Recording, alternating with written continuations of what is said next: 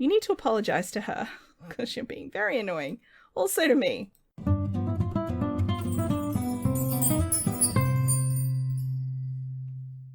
Hi, this is Cass from Mosey Cass Plays, and welcome to what I believe is part 6, but don't quote me on that, of my Merchant Generation of Medieval Legacy Challenge. This is going to be a bit of a, almost bonus episode, I guess, because we are going to spend it with a couple of the siblings of Rose, which means the aunts and uncles of Vivienne. So if you've sort of dropped into this challenge partway through, that's who these people are in relation to Vivienne. We're starting with little Andrea's house because she is very, very pregnant, and I thought we would hang around and see what baby she has. I'm very excited. You'll see I've expanded this top floor quite a bit because originally it was just 2 blocks wide, this bedroom, and this room didn't exist. So this is a tiny little nursery for the baby. Obviously, we're going to have to expand it down the track because I don't think anything bigger than a toddler bed. Oh no, we could fit a single bed that way. Will a single bed even fit in here? So yeah, that's kind of where we're at. So it's the end of the longest winter, as I think this will be called in Windenburg history. I already had my season set to 2 weeks in this save file, which means that the lifespan of a sim relative to the duration of a winter is even more out of whack than it would normally be. Look how big her belly is. Oh my goodness. She is in her 3rd trimester. So yes, it's been a very, very long winter for the Sims. They've struggled even more than normal. The reason for that, obviously, from a gameplay mechanic point of view, is both Vivienne's children that she's had so far skipped babyhood, which would have meant we would be 6 days further into the next, further along in our seasons if they'd had their normal 3 days. So we are on, I think, day 14 of winter, which means it will be spring by the time we rejoin Vivienne and her family again, which will be nice. Be nice to see Glimmerbrook something other than a frozen wasteland / paradise. We are currently in Windenburg because Andrea lives on the Crumbling Isle. She's just down the road from the farm, actually, and if you have a look, you can see the changes I've made from here. I'm very excited to play this. This is where we're going to go next, once she's had her baby. I've added in a shed. I thought I'd get them a cow. I've replaced the pigs with a couple of chicken coops, so we're going to have chickens. This is going to be the little family graveyard, which currently has 3 human Sims and a dog grave in it. It's David Sr., his dog Merlin, his daughter Olivia, and Zachary, who was Olivia's husband. So, and I think we have a grave in there for Zachary's sister as well. So there you go. We'll go visit them soon, but in the meantime, we're basically just waiting.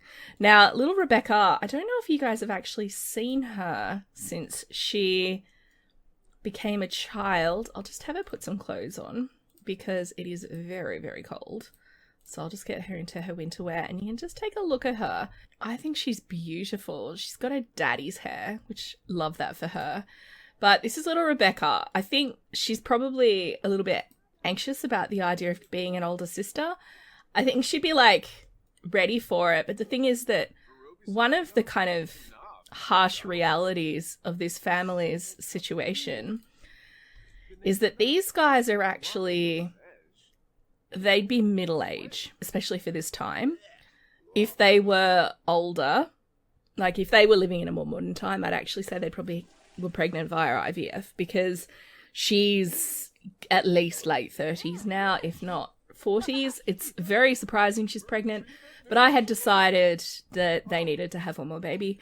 And potentially their daughter could actually end up being the one finishing raising the baby because they might die of old age before the baby becomes an adult. So I have obviously given this place a little bit of a cottage living makeover. I've replaced the fridge. I'm going to slowly replace all the fridges with this one from Cottage Living or the CC one that I have because it looks more like a proper old school pantry, but I'm going to leave the Realm of Magic stove because it actually has timber or wood logs to fuel it, whereas the Cottage Living one's actually obviously a gas stove.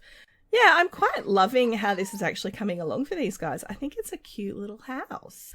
Colton's making a point of spending a little bit of time playing with Rebecca outside in the snow because I think she's worried about, you know, aside from the whole work of having a younger sibling and, you know, babies are noisy and smelly, it's also the whole, you know, is my dad gonna love them more than me? Is my mum gonna love them more than me? What if it's a boy? Is dad gonna stop? You know, because Rebecca's a little bit like her mum. She's a bit of a, in modern times, she'd say she was a bit of a tomboy. So she's used to being able to roughhouse with her dad. She's used to her parents teaching her about fishing and, you know, the kind of skills and stuff that they have. And she's a bit worried about being supplanted.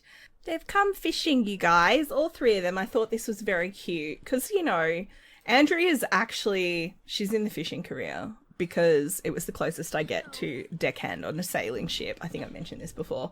Colton is he's a farmhand, but look, Andrea is a boss, a fisherman. So she's teaching her daughter. It's all very, very wholesome and cute. Oh, look what she caught. Oh my goodness. Oh my God. Oh my God. She's like, oh, I don't actually, Colton, I think I need to go back to the house. He's like, do you need me to go and get anyone? Like, do I need to, you know, go and do anything? And Andrea's like, no. Oh, not Andrea, sorry. Rebecca is like, I'll go. You stay with mum. I will go and I will get someone to come and help. Maybe I'll just run up. I'm thinking I'll have her run up and get Andrea because Andrea lives just up the road and it's a bit more realistic than sailing across on the ferry and having people get back in time. So she's going to run up here and get her aunt to come back and help. She's like, I'm having a bad time. Do you not like fishing? Wait, does she not like fishing? That's surprising. I didn't know that about her. Alana's shown up and she's in a foul mood. Goodness. He doesn't actually know her. Let's do a friendly introduction to her. And I don't know if she technically knows her either, so I'll just have them both say hello. I love how poor Andrea's like, hi, just gonna get some food and stuff. Oh no, she's cleaning up. Oh, bless you, honey. So Alana is Andrea's older brother David's wife. Just see if you can follow that. I do actually have a family tree linked in the comments. So, they've provided a complimentary bassinet. That's exciting. All right. She's so tired. She's going to have to sleep after this. I'll have to get her to feed the baby and then basically hit the hay. All right, we've had a boy. I'm so excited because one of you guys suggested that it would be nice to see somebody. I think it was Linda. You suggested it would be nice to see one of the babies named Zachary after Olivia's husband Zachary. And of all of the Sims in all of Zachary's kids, Andrea is the one I think that was closest to her dad because he was the adventurer who had been a sailor before becoming a farmer, and that was where she got the idea and the inspiration. So I think of everybody, she'd be the one that would name her little one Zachary Dunham. Yeah, we've got, oh no, I've had a look at the name suggestions. CF Simmer, I think it was, suggested Roland, which I think is a very cute name. So Zachary and Roland. We've had twin boys. That room that I made, where'd the other one go? Are they, up here. Woo! Okay, well, I mean, we had twins in the previous generation, so I guess they do kind of run in the family, but yeah, this bedroom's not going to be big enough for twin boys. I'm just going to get it. Why is she sad? Oh, because I think she's sad because little Rebecca was sad. I think Rebecca discovering she doesn't like fishing is a bit of a shock for her. I mean, she seems pretty happy. Maybe it'll be all right. She's going to be the big sister to twin little boys, which is kind of like her worst nightmares come to pass, honestly, because there's two boys to compete with her for her parents' affection. So I'm going to move across to Jonathan, Crispin, David, and Alana's house now because I actually want to get Jonathan a wife and also play a little bit with the farming pack. So I'll see you guys there. All right, you guys, we've come across to what I've actually renamed the Whitlock farm, which was Olivia's maiden name before she married Zachary. But I've bought us a little cow, which is named Butters. And we're going to look after that. And I've got him out here scattering feed for the chooks. So obviously I've made a few changes again to the house. It's been modernized quite a bit because the farm is doing very well. This is Jonathan's room and Crispin's room. And then we have Alana and David's room over here. We've got the animals, which I'm loving. Look at them. The cow's nosing around. Did we milk the cow? I think he did milk the cow. He did. We have milk in our inventory. I did mention it, but this is our little family graveyard. So this is Elsie's grave, and then which is Zachary's sister. That's Zachary, Olivia, David Sr., and his little doggo, Merlin. And I had decided this, I think I mentioned, actually, did I mention? No, I was going to mention it last time I visited this lot, but I cut a lot of it out. I've decided that this jungle living statue is a symbol of a female figure from this world's religion. So when I built the church, and every churchyard or graveyard that I've built, I've actually put one of them in there. So I figured, that works. I do, however, really want to take little Jonathan out because I mentioned to you guys that I had attempted to romance Alondra. You'll see she's mean and lazy. She's a beautiful sim, but it was not working. He's also unflirty, so it was all a bit of a disaster. He also met Nalani, who I have given an appropriate makeover. David, calm down. You're very old. Okay? Don't want you to die in this part. He may well die in this part. I'm not going to lie. So I might actually have him go to the bathroom, and then I'm going to take him out to like a pub or something. I'll bring Nalani along and then we'll see if there's anything between them. All right, you guys, this is the beautiful Nalani with her medieval makeover. I do want him to try and flirt with her, but he's not very good. He's going to start by asking if she's single. If she says no, I'm going to be so mad. She is single. Hello. She was when I last attempted to have these guys talk. So I was hopeful. Let's try a bold pickup line because he's actually feeling confident. And that doesn't have the negative, unflirty symbol next to it. But she's like talking about her work and stuff. I imagine I'd like to think she's like a shop assistant or something. She, as a potential, oh, honey, why are you embarrassed? Oh dear. Come and sit down. Did I skip the small talk? Is that the problem? Now, I think she's probably like a shop assistant. She's obviously a mermaid and would be great doing the kind of jobs Andrea does, but because she's a mermaid, she would not want to be involved in fishing and stuff. She's open to the idea of having kids. That's good because we need people to inherit the farm, and I think your children would be a nice addition to the family. I have mentioned this before, she is one of my favourite Sims. Oh, by the way, I ordered her Kahlua pork because it was on the menu and it's an island living meal. I thought he's trying to make her feel at home. Look at him making the big romantic gestures. I mean, he's technically still confident. Do you enjoy spending time with me? Did we ask for reassurance? See, this is the thing. Of course I do. Oh, that's a relief. Let's crudely compliment her appearance. It's like that dress looks really like it's made of material and stuff. And it looks good on you. And you've got legs, which is great. Yeah, see, that's not a thing. I mean, I don't even know how much point there is in trying to flirt with her. I don't know if I should just be maybe focusing on their friendship. Ultimately, romance, while required for the Sims to get married, is something that was not required for people to get married in medieval times. It was an arrangement between parents. That was how I believe, my understanding. I could be wrong, but my understanding was that most of the time... Discuss fishing, stop bots. No, stop. She might be offended. That metagaming here. He doesn't know she's a mermaid.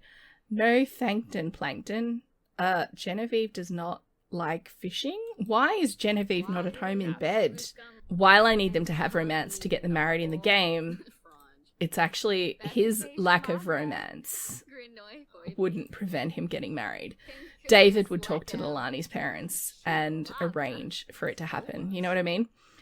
Obviously, that's not an option in The Sims. They're having a pleasant conversation. Should I do a futile flirt? He is feeling confident because of this slightly grammatically incorrect personality type thing, which I think is a slight slice of life thing.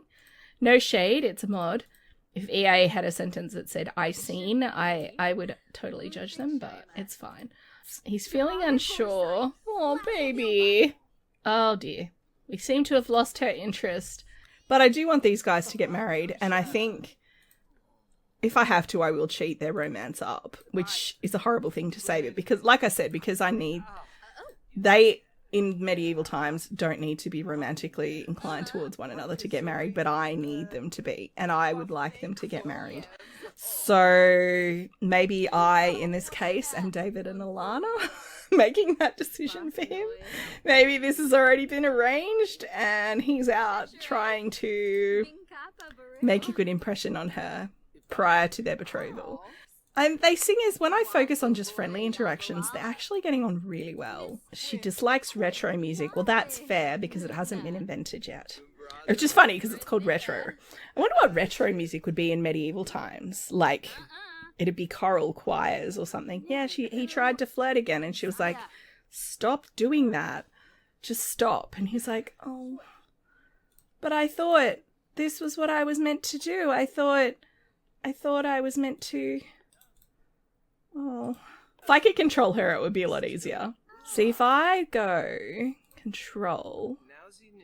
Hang on. Is it control or self-control? Oh, actually, might not work because MC Command Center hasn't actually been updated yet as I'm recording this after the last patch. So a lot of these options are not going to work. I expect I'll get another error.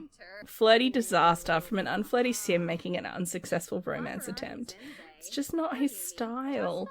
Jonathan, you need to get married. You are my oldest child. Well, I say my. He's David's oldest child. He needs to get married. It's gonna happen. Even if I have to switch across and play Nilani. 2,000 years later. Alright, I've actually had to cheat and add her to my household because the game was not cooperating in any way.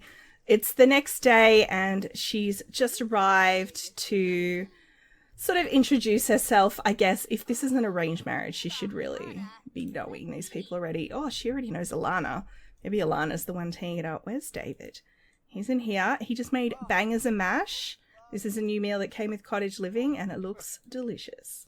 Depends on the sausages. I have to admit, I'm not a huge fan of sausages, but oh, she already knows both of them. Well, that works out quite nicely, doesn't it? Let's discuss interests and brighten his day. Now, David is pushing for Jonathan because Jonathan has been really struggling to find himself a bride. He's getting a bit older now, and David's like, son, you're getting married. I'm taking matters into my own hands. So, oh, she's crying because there's a fish on the wall. Oh, honey, I'm sorry. A mounted salmon. Oh, okay. Well, we're really making a great impression on this sim, aren't we? So she's had a talk to David and Alana, and they're like, look, you know, we think this would be a good match. She's like, he's very hard to get to know. And they're like, can you please persist? So I'm going to have her attempt to flirt with him, but she's thinking negative thoughts about him. It's not going great. He's come in to empty the bin. Come out here, lady. You need to work your magic. Can you help fix his bad relationship with Erica? Oh, by the way, Erica's a teen now, and I have no idea why he has a terrible relationship with her, but he does. So she's going to try and talk to him about that. And Alana, can I get you to hang that washing on the clothesline, please? This is all obviously happening under the watchful eye of Alana and David. And from Nilani's point of view, if she has to live in Windenburg and can't live in Solani, this family is a good match for her. So let's see if he... Okay, he's receptive to flirting. Oh, look at Alana over there having a wonderful time. She's obviously come back and, you know, told the family the news that they've got new little nephews and Jonathan has new little cousins. There's probably even more pressure about, wouldn't it be nice if we had a baby in the house? And he's like, keeps trying to run away. It's like, I feel so awkward. And the thing is, I feel bad for Jonathan. Like, he's like, I don't get it. I don't know what I'm supposed to do here. And she's like, look, let me take the lead. This is a time when I'm like, the lady just needs to take over because the man is clearly a little bit incompetent. He doesn't have kids and now he's trying to leave again. What is wrong with you, Jonathan? Have you seen this girl? Your needs are fine. You need to apologize to her because you're being very annoying. Also to me. I love Jonathan, I do, don't get me wrong, but yeah, I'm just like, oh. Amorous exchange. They still don't have a romance bar, but they're having an amorous exchange. They're going to put their heads through that box, aren't they? Right next to the washing. So romantic. Oh, that reminds me. Something I really, really need to do. Okay, so it's been fiddly, but I got selfies. Like, I got a portrait of each of David and Alana. They're both feeling flirty now because I used the Sacrificials mod Passionate Romance to do it. I'm actually thinking if the cow's out, now's the time to test the new woohoo spot. So Alana and David, you know, they're feeling romantic towards one another, and I think like this is the thing they should be able to do, assuming the cow doesn't go back in. You can't go in there if the cow's in there. It actually doesn't work, which frankly is good. So in the meantime, this isn't going great. You'd think it was going great. I took photos of them as well, and they are also now feeling romantic. What is not going great is that Nalani resents Jonathan, or at least she was at the time. She might be over it now. She resents Jonathan for not taking the lead.